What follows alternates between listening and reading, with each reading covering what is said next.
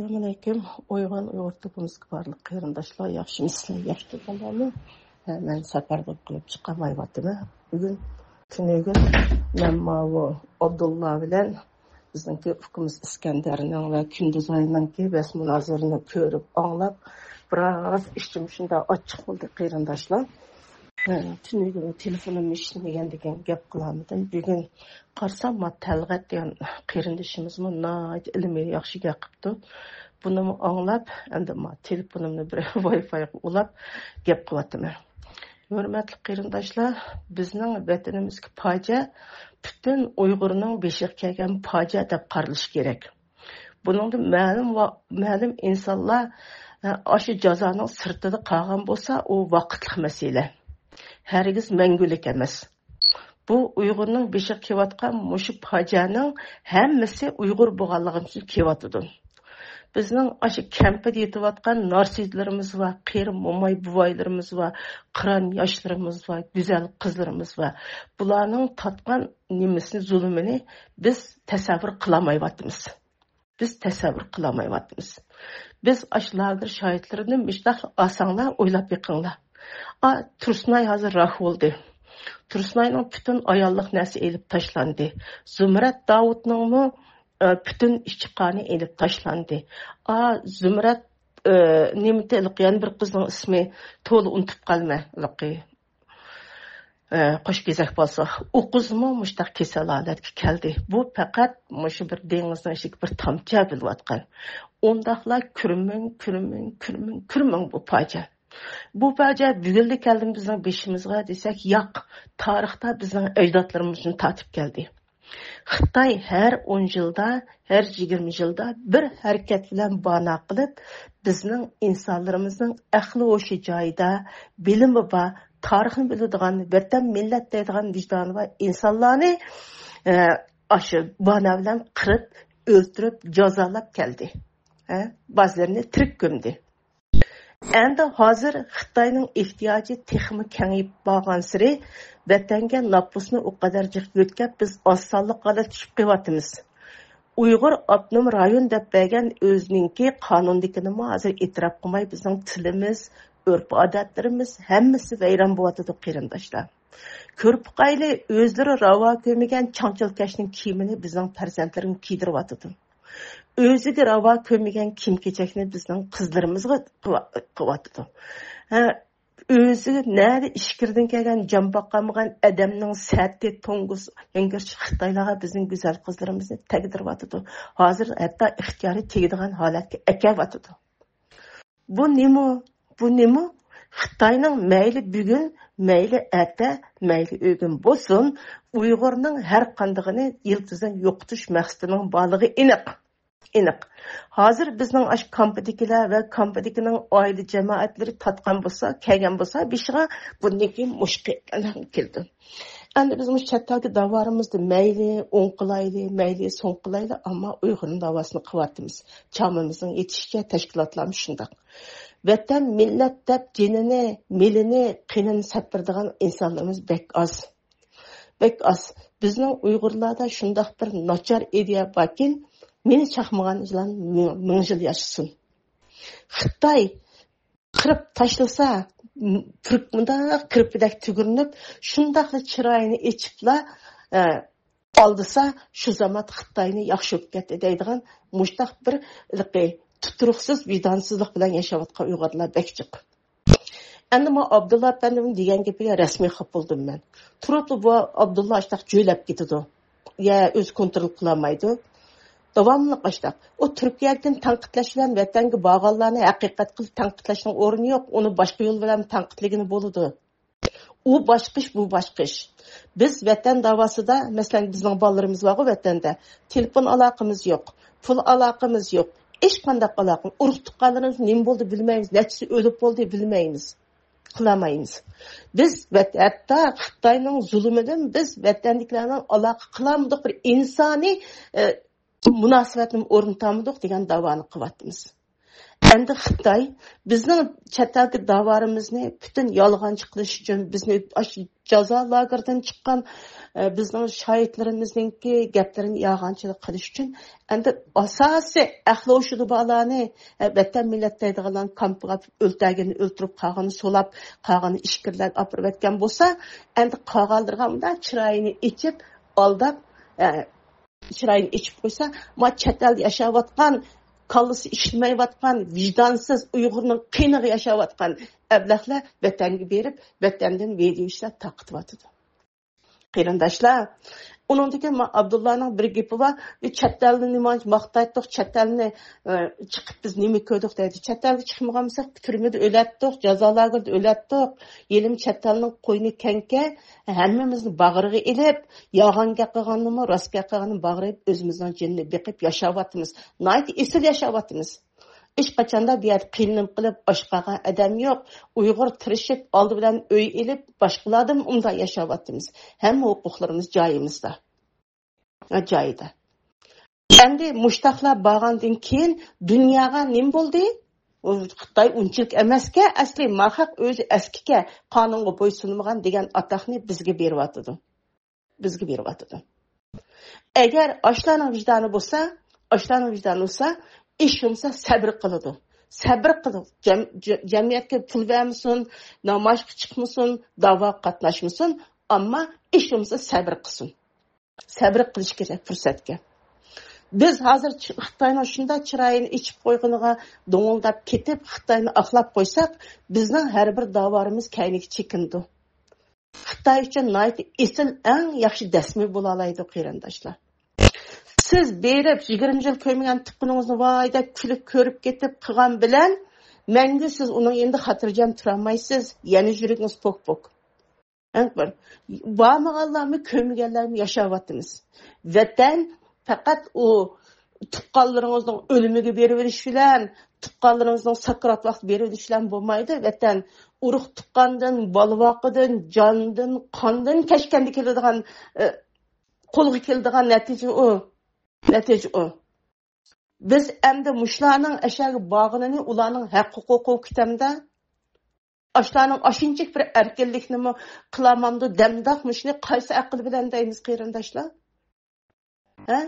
Biz o'zimizni dastan qilib berib endi Abdulla apandan palonchini tillash uchun mani yaxlabdi desak, hamma odam Abdullaning qalbisidan muloyiz qilmaydi-da. İstiqlalni tillagan bo'lsa, ochiq oshkor tillaversin, shu yozganni deyaversin. Ammo ular bilan bu vatanga berib, Xitoyning tashviqot qilayotgan bilan osmon zimin farq, buni bir yoqqa qo'yamaymiz qarindoshlar. Buni qo'yamaydi. Bu Abdullah mı qo'yamaydi. Buni o'zimizni aqlaymiz deb, yana oq ko'chaga, yo'q ko'chaga qilsak, bu xatolik bo'ladi. Bu ba'zida o'zingning so'zing qulug'ing tuymamdi degandek, ba'zi o'zimizning deyotganini o'zimiz hazm qilolmay, keyin aslida uni boshqalar bilan to'simaydi. Buningga Abdullahning hamma gapiga butun mushu hushyor insonlar qarshi turish kerak. Abdullah o'ziga emas, so'ziga. Abdullahning yaxshi gaplari bor. Ammo to'g'ri gaplarda mushtaqliqi tuttig'va gaplarni qilib qo'ydi ekan. Bu qaysi yüzümüz bilan biz ularni aqlay olamiz? Millatning, vatanning kishilik huquqi olsun, erkinligi olsun, mustaqilligimiz birla kamaytirib, hech qanday Uyg'urniki haqqi, huquqi amalga oshgan bo'lmaydi. Agar ashlarning bog'ini bilan bizning huquqlarimiz qo'limiz kelgan bo'lsa, davlat boshqa bo'ladi, biz boshqa bo'lardik. Nima uchun talg'at degandek Birlashgan Davlatlar Tashkilotining tekshiruvchi berib jazolarni ko'rishga ruxsat qilmaydi? Nima uchun boshqa davlatlarning parlament a'zolari va kishilik huquq jamiyatlari berib she'rlarni nima qilishga bormaydi? Tekshirishga borsa unmaydi Xitoy? Nima uchun unmaydi? Nima uchun to'ttal Uyg'ur borsa ha adab deydi-yu, boshqa Uyg'urlar hatto viza bermaydi, boshqa Uyg'urlar borolmaydi? Faqat Xitoy o'zining propagandasini qilyapti. Biz buningga yog' go'sht bo'lib asqatyapmiz. Chet eldan berayotgan Uyg'urlar. Bu chet elda qolgan 95% Uyg'urning qini bilan qoladi. Xitoy bizni bundoq qildi, Xitoy undoq qildi, men bo'lsam vatanimda hayot yashamayman, jinim kapolatga ega emas degan so'z bilan qoldi miyaga. Demak, kampida yetayotgan, jazo lagerida yetayotgan vatan uchun vatanda turib badal to'layotganlarning qon badaliga yashayotdi bular. Bizmi shu? Undaqkan ishimiz qonun hurmati bo'lish kerak. Bağının apang uzun yaşap qalamda, bağının dadang tirilib qalamda. O'lsa ajili bilan o'lganiga nima ish qilaysa? Men ajili bilan o'lgan har qanday ish qilmayman. Chunki ajalsiz o'layotgan yosh munchilarimiz, narsilarimiz, qirollarimiz bor edi. Mana oshlar o'lsa ish qilayman men. Shuning uchun Abdullahning mushi degan gapini Abdullah o'zi eshitmasa bizdan afv so'rash kerak mush gap uchun. Shunda xabar berdim. Qarindoshlar, men telefonga qo'yib uzilib ketdi, endi davomlashtiray. Nurg'un ishlar bo'lib ketdi, bir qitim xabar berdim o'shlarni. Yo'shadi hatto. Mush yaqinda men angladim, nayt ishonchlik yerdan Turkiya 842 Uyg'urni Xitoyga o'tkazib beribdi. Mushningki xabarini berdimi mushlar? Boshqalar tuydimi Uyg'urlar? Tuydimi? Hech qanday xabar bo'lmadi. Turkiya turib xabar bo'lmamdamışlarninki bo'ladi. Ular faqat o'zining darnigini, o'zining ustidagi mo'llalarini, o'zining ashtaqlarini qo'g'daydi. Ularning yig'irini ichilmiska deydi. Albatta buni tanqid qilish bizning haqqimiz, qilimiz Uyg'urligimiz bilan. Ammo uni tanqidlayman deb, meyada xizmat qilayotgan ömrünü, əhlini, zihnini, bütün ailesini təqdim qilib xizmat qilayotgan nurg'un qarindoshlarimiz bor. Biz ularni bir süpürgüde süpürüp hammasini ish qilmagan poq chiqirib etsak, bu hamma odamninki g'ururiga tegadi, vijdoniga tegadi. Agar haqiqiy Uyg'ur, men vatan suyar deydigan odam hamma narsani farqlantirish kerak. Men ma'ni dedim, sen chuqur mandaq tushunishing kerak desa, hamma odam sizning qalbingiz bilan tushunmaydi. Hamma odam to'g'ri xatoni farqlantirib tushuntirib gap qildi. Shuning uchun men sizni mushu butun jamiyatlarning Uyg'ur afv so'rsin deganim rost mushu maqsadim. İkincisi, ma bir adam kim o ismini bilmeyme, qilgan gapiga qarab nafratlandim. Men gapni ochiq deyman, dilinglarni ranjitib qo'yma, amalim yo'q. Men de siliq sifat qilolmayman. Ash odamning har bir gapini anglaganda badallarimga tikkan kirganda ko'p ketdi, jig'ni kirganda ko'p ketdi. Demak, boshda davatqanlar malaga yeshil chiroq yiqib bergankin, bizmi desak bo'lgan, ma tashviqotni qilyotdi. Beriyotdi. U Xitoyning tashviqoti uchun beriyotdi. Xitoy uchun xizmat qilyotdi. Qarindoshlar, bir millat butun millat sifatida o'rnidan dasturmasa bu davoni qilmoq bek tez keladi. Bütün biz davachilarni yog'onchiga chiqaryapmiz. Jazolarga yotgan qarindoshlarimizni yog'onchilik chiqaryapmiz. Dunyoda mana bu Turkiyada men Sabiqa xonimning gapini angladim. Turkiyada hatto turklar so'rab etibdi. Vatandoshlik yana berib olgan, yana birisini qilib yana berib olgan. Erkin davlat Yevropaga, Kanadaga, Amerikaga berib elib, ya'ni Xitoyga berib atgan. Ammo hamma ishning bir vaqt soati bo'ldi. Inshaalloh unda bo'lmasin-da. Vaqti kelgan vaqtida hamma shu bag'allarni hisob beradi. Nima dedi, nima qildi, uningga hisob bera oladi. Bir millat o'zining ichidagi mushtaqlarni tozalab, diradiya bermagach biz tuzalmaymiz. İşimiz ahmaydi. Xitoy toza urib, dumbalab, maqchaytib, dafsanda qilib bo'lib, o'rnidan turib, yuzini yuvib, birini so'yib qo'ysa, xo'shib ketib yuradigan bundoq millat ravoj topmaydi qarindoshlar. Agar mushlar madad bergan, avaqidek maddada so'zlagan odamlarningki, men normal Uyg'ur ekanligiga gumon bilan qarayman. Agar haqiqiy mush chet elga chiqib, vatandagilarning zulmini tushunadigan odam bo'lgan bo'lsa, buni demaydi. Sizga chatal to'tal pulingizni davlat deb to'yingizni qilib bor ekansiz. Jazolarga yetayotgan insonlarning sirti ancha-muncha urib tiqqanlari bordi. Shu bag'ri qonlarga qanday qaraysiz? Shular qanday javob bera olasiz? Eşkin vatan bizning emas demidi. Shu vatanni tatib olayli, Xitoyning ruxsatini olib, Xitoyning ko'zi qarab bormaydi, vatanimiz deb dasturib borayli, tutimiz avlodlarimizni o'zimiz yetishtirayli. Biz Xitoylashib ketmayli, ma dunyoni yo'qolib ketmayli deb midravatdi ma chataldikilar. Kuchi qancha kes shuni qilyotdi. Shaxsan biz bir aktiv qo'limizni cho'ng ishkamizmi?